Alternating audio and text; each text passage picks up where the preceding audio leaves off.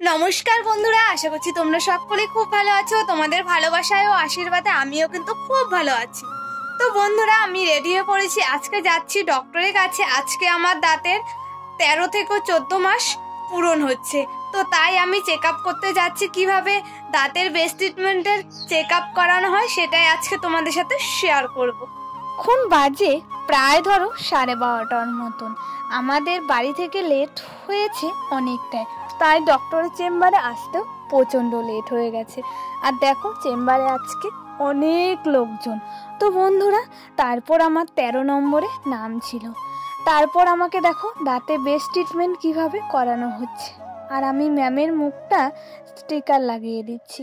আর এটা তো social media জানো, তাই সোশ্যাল মিডিয়ার জন্য ম্যামের মুখটা আমি স্টিকার লাগিয়ে দিচ্ছি।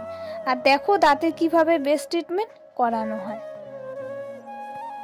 আজকে আমি তোমাদের সাথে বেস্ট ট্রিটমেন্টে শেয়ার করছি। তো বন্ধুরা, আমার বান্ধবী এই ভিডিওটা করেছিল। তো দেখো এই ভিডিওটা কিন্তু আমার কাছে অনেক স্মৃতি হয়ে থাকবে। অনেকদিন পর তোমাদের সাথে আমার দাঁতের বেস্ট ট্রিটমেন্টের চেক আপ শেয়ার করছি। তো বন্ধুরা, যখন দাঁতের বেস চেঞ্জ করানো হচ্ছে প্রচণ্ড কিন্তু কষ্ট বা যন্ত্রণা হচ্ছে, তাও তোমাদের সাথে শেয়ার করছি। আমি যখন এডিট করছি তখন দেখতে পাচ্ছি যে কিভাবে দাঁতের বেস্ট ট্রিটমেন্ট চেক আপ করানো হয়, সেটাই তোমাদের সাথে শেয়ার করলাম। এখন বাজে প্রায় 3টে মতো। আমি এইমাত্র ডক্টর দেখিয়ে চেম্বার থেকে বাড়ি চলে এসেছি।